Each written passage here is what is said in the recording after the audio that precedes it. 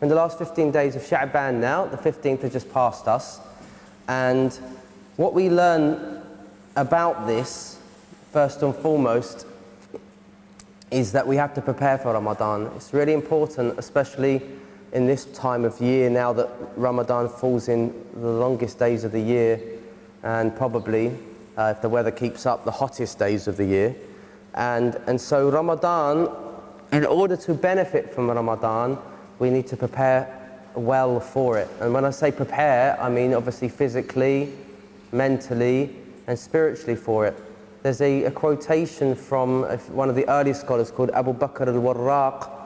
He said that Rajab is the month of Zara'. It's the month where you sow your seed. And then he said Sha'ban is the month in which you water your seed. And then Ramadan is the month in which you reap your harvest.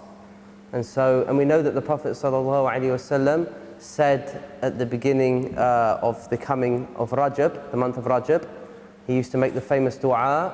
It's related that he said, Allahumma barik lana fi Rajab wa Sha'ban wa ballighna Ramadan. And, oh Allah, bless us in this month of Rajab and then Sha'ban, and enable us to live to see the month of Ramadan.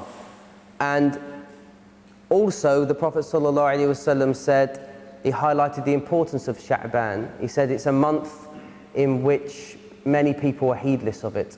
And why did he say this? Because Rajab was always considered a sacred month.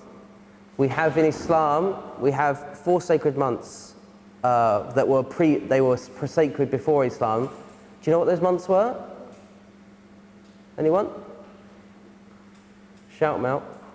So I've given the first one away. What is it?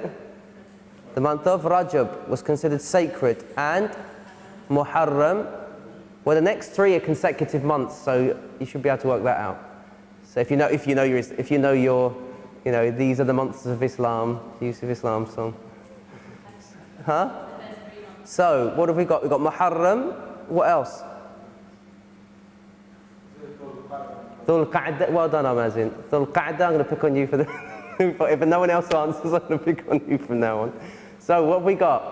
We've got Dhul Qa'dah, Dhul Hijjah, Muharram, and Rajab. These were the 4 sacred months, even before Islam. Why were they? What does it mean they were sacred? What's that mean? Good. It's haram. What's your name? Sorry. Sa'd. Have we met before, Sa'd? You look familiar. So it was haram for the Arabs even before Islam to fight in this month, because what people would do in the Rajab, you think, why Rajab? I can understand Dhul Qa'dah and Dhul Hijjah and Muharram, because these are the months. Obviously Dhul Qa'dah is the month before the month of Hajj, so people agreed not to fight in these months so that people had safe passage to go and perform Hajj. And then obviously in the month of Hajj itself, sacred, so no one fights. And then when people needed to go back home after the month, because people didn't just spend 10 days there, 20 days there. In those days, people stayed for some time. And so Muharram, which is the month, leads into the new year, which is very significant as well, is that it's a safe passage for them to get there. So why Rajab? Because the Arabs before Islam, they used to traditionally perform Umrah in that month. They considered it an auspicious and a sacred month to perform Umrah. And so these were always significant, these months. And then the prophets, and then obviously with Islam, Ramadan became obviously a very special and sacred month as well. It's not one of the sacred months. A lot of people will make that mistake because you'd assume it would be. But what we mean by sacred here is that it was haram for fighting, which was linked to the Hajj and the pilgrimage. So Rajab was significant even before Islam. Ramadan became significant after Islam. And then what lies between Rajab and Ramadan? Sha'ban. And so the Prophet ﷺ said, many people are heedless of this month. And and we know that the Prophet ﷺ used to fast this month. He used to fast regularly in this month, to the point where Sayyidah Aisha radiallahu anha, may Allah be pleased with her, would ask, why is it you fast this? He said, this is a month in which the angel of death. Well, there's narrations. The strongest narration is that my deeds are lifted up in this month, i.e. it's a month where acts are more likely to be accepted. There's a weaker narrations that the angel of death is revealed to him in this month, whose soul should be taken in the coming year. So I like to be in a state of fasting. There's other narrations that talk about I fast Sha'ban out of veneration for Ramadan.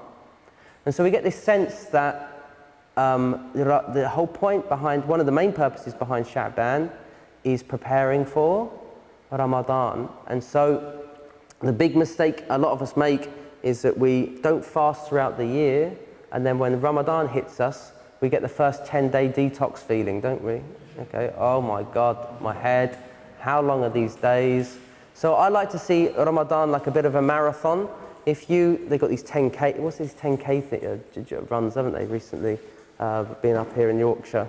That if you try to do that on the day without any sort of preparation, of course you're gonna get a stitch before you know it.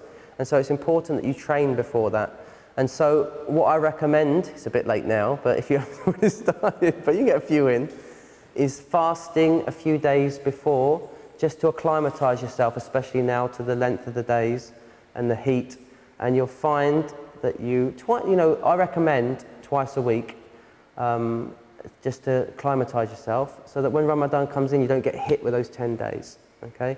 And so it's about getting into the rhythm before. That's what's so important.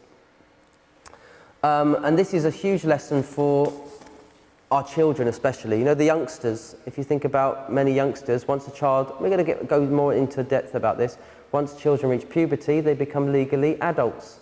And so it becomes legally binding on them to fast. And this is very relevant. Now, obviously some of the youngsters have got exams coming up as well. So we'll address those topics if people have those questions. Most of you don't look like your parents. I'm making an assumption that you're all quite young in this crowd. There's a few of us, I think. But so this is another huge lesson for us, that our children have to adapt themselves to fasting before they reach puberty.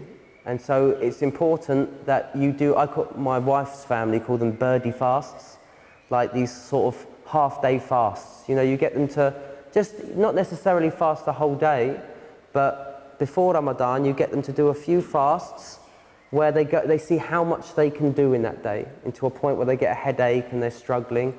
You let them break it, but what that is, that's building up their resilience to being able to fast. So when actually comes the obligation of fasting, it's not really a great effort for them. They've got into the routine. And I tell you, if you fast regularly, like 2 days a week throughout the year, Ramadan's nothing, honestly. I mean, I've been doing that for years, and alhamdulillah. I mean, it does depend on your metabolism, depends on your health, but generally you'll find, even if these really long fasts, you hardly feel it, to be honest. The hardest thing is the having to keep to that routine. You know, you want to eat just because you want us to do something different. You've got to keep it up for 30 days. That's more of the struggle. But really, in terms of the food issue, it's not that difficult if you get into the habit of it. And our children, it's important they do that. And for the children as well, to do a progress charts for them. So if they don't fast the whole day, how many hours they can do, so they feel like they are progressing. And that's really important. When I used to teach in the madrasa, I used to encourage the kids to fast regularly. And they would go back and I say, would you fast? And they come back and say, no, my mummy wouldn't let me. And I think that's really, I think that's really bad, to be honest, because it means you don't believe your children can achieve things.